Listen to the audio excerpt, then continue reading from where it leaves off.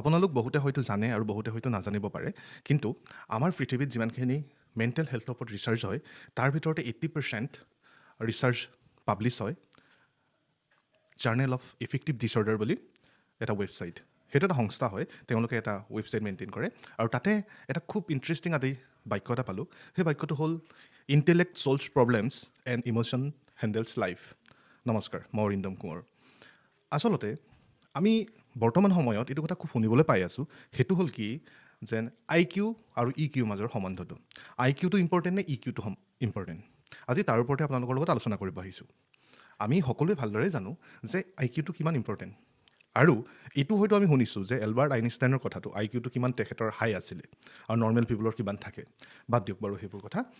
আচল কথাটো হ'ল বৰ্তমান সময়ত আমাৰ যিটো ছিটুৱেশ্যন চলি আছে বা বৰ্তমান সময়ৰ মেণ্টেল ষ্ট্ৰেছ আৰু বৰ্তমান সময়ৰ যিবোৰ ছুইচাইডেল কেছ হ'বলৈ ধৰিছে তাৰ পৰা কিন্তু EQৰ যিখিনি ইম্পৰ্টেঞ্চ সেইখিনি আমি আমাৰ ছ'চাইটিয়ে বা নৱপ্ৰজন্মই বুজাটো খুব বেছি ইম্পৰ্টেণ্ট আৰু যিসকল জ্যেষ্ঠ আছে তেওঁলোকেও তাৰ ওপৰত সজাগতা এটা সৃষ্টি কৰা বা পৰিয়ালৰ মাজত, বেলেগত নোৱাৰিলেও পৰিয়ালৰ মাজত সেই সজাগতাটো সৃষ্টি কৰাটো খুব দৰকাৰ হৈ পৰিছে। আচলতে কথাটো এনেকুৱা, সেই তাতে যিটো কথা ক'লে ইণ্টেলেক্ট ছল্ভ প্ৰব্লেম, য়েছ, কিবা এটা বস্তু ছল্ভ কৰিবলৈ হ'লে আমি ইণ্টেলেক্ট হ'বই লাগিব।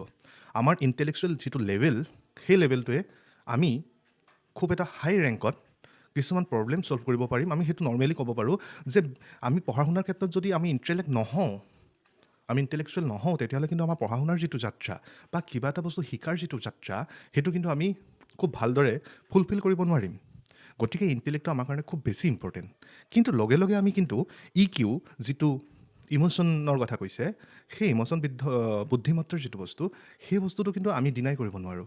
কাৰণ বৰ্তমান সময়ত বৰ্তমান ছ'চাইটিখনত কিবা এটা বস্তু আগবাঢ়িবলৈ হ'লে কিবা এটাৰ ক্ষেত্ৰত আমি নিজক সঁচাকৈ কিবা এটা ধৰি লওক, আপুনি খুব এটা ভাল মেথমেটিক্স আপুনি ভালদৰে ছল্ভ কৰিব পাৰে, আপুনি বহুত এফেক্টিভ হয় মেথমেটিক্সৰ প্ৰব্লেম ছল্ভ কৰাত, কিন্তু আপোনাৰ জীৱনটো হেণ্ডেল কৰাত আপুনি ছাকচেছ হ'বনে?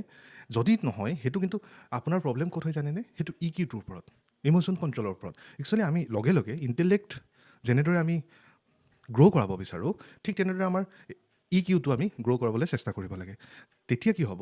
আপুনি এটা মানসিকভাৱে ষ্টেবল হ'বলৈ সক্ষম হ'ব। আপুনি কোনটো সময়ত আৱেগিক হ'ব লাগে, কোনটো সময়ত প্ৰেক্টিকেলি কাম ল'ব লাগে, সেই ক্ষেত্ৰত আপুনি বুজিবলৈ আপোনাৰ সহজ হৈ উঠিব। আপোনাৰ ছেল্ফ কনফিডেঞ্চ বৃদ্ধি হ'ব। আপুনি সমাজ এখনৰ লগত, আমি যিহেতু সামাজিক প্ৰাণী, গতিকে সমাজ এখনৰ লগত কেনেকৈ উঠা বহা কৰিব লাগে, কেনেদৰে কথা পাতিব লাগে, কেনেদৰে কমিউনিকেশ্যন স্কিলটো আমি ডেভেলপ কৰিব লাগে, এই বিষয়ে কিন্তু আমাক হেল্প কৰিব EQয়ে। কাৰণ আপুনি হয়তো কেতিয়াবা ভালদৰে মন কৰিলে বা হয়তো দেখিছোঁ আপোনাৰ আশে পাশে যে এইটো নিশ্চয় মই কাৰোবাক ডিছৰেচপেক্ট কৰি বা কিবা এটা কৰি মই ক'ব বিচৰা নাই, কিন্তু এইটো এনেকুৱা হয় ছিটুৱেশ্যন যে চাব, কোনোবা এজন খুব হাই পাৰ্চেণ্টেজ লোৱা মানুহ, হাই পাৰ্চেণ্টেজ অধিকাৰী, পঢ়া শুনাত খুব ভাল এজন ল'ৰাই কিন্তু সমাজত বা ঘৰলৈ অহা আলহীজনক কিদৰে মাতবোল কৰিব লাগে বা ছ'চাইটিখনৰ লগত কিদৰে মিলিব লাগে এই বিষয়ে বহুতে নাজানিব পাৰে। যদি নাজানে আপুনি গম পাব যে তেখেতৰ EQ লেভেলটো ডাউন হৈ আছে। যদি এইটো খুব সুন্দৰ কথা যে তেখেতে ইণ্টেলেকচুৱেল হয়, তেখেত ইণ্টেলিজেণ্ট, IQৰ ক্ষেত্ৰত তেখেত বহুত ওপৰত, সেইটো লাগিবই আমাক। কিন্তু লগে লগে আমি সেই EQটো ডেভেলপ কৰিব লাগিব যাতে ইন ফিউচাৰ যেতিয়া লাইফটো হেণ্ডেল কৰিব, ষ্টুডেণ্ট অৱস্থাত হয়তো তেখেতৰ মাক দেউতাক বা ছ'চাইটিখন বা জ্যেষ্ঠজনে তেখেতৰ কিছুমান ডিচিশ্যন লওঁতে হেল্প কৰিব। তেখেতে কেৱল পঢ়া শুনা বা নিজৰ প্ৰফেচনেল লাইফত IQটো ইউজ কৰিলে তেখেতে ওপৰৰ পৰা ক্ৰমান্বয়ে তেওঁ ওপৰলৈ আগবাঢ়িব পাৰিব। কিন্তু EQটোৱে যেতিয়া তেখেতে নিজেই এটা ছিটুৱেশ্যন কণ্ট্ৰল কৰিব লগা হ'ব পাৰে, ফৰ এক্সাম্পল তেখেতে পঢ়া শুনা কৰি এটা ভাল অৰ্গেনাইজেশ্যনত জইন কৰিলে আৰু তাত তেওঁ টিম লিড কৰিব লগা হৈছে, তেখেতে টিম ৱৰ্ক কৰি মেলি এটা ভাল প্ৰজেক্টত লাগি থাকিব লগা হৈছে, সেইটো সময়ত IQয়ে যিমান হেল্প কৰিব লগে লগে কিন্তু সেইটো সময়ত EQটো তেওঁৰ কাৰণে দৰকাৰ হ'ব। নহ'লে তেওঁ মেন পাৱাৰ মেনেজমেণ্ট বা কমিউনিকেশ্যন স্কিল বা কনফিডেঞ্চ যি হয় সেইখিনি ক্ষেত্ৰত কোনোবা প্ৰকাৰে তেওঁ বিচলিত হ'ব লগা হ'ব পাৰে। গতিকে আমাৰ দায়িত্ব হ'ল কি যে আমি IQ ডেভেলপ কৰাৰ লগতে লগে লগে EQ যাতে আমাৰ ষ্ট্ৰং হয় তাৰ কাৰণে আমি এটা সজাগতামূলক বা যিমান পাৰোঁ ইজনে সিজনক সেইটো ক্ষেত্ৰত সহায় কৰাটো খুব বেছি দৰকাৰ। তাৰ ওপৰত এৱাৰনেছ ক্ৰিয়েট কৰাটো খুব দৰকাৰ।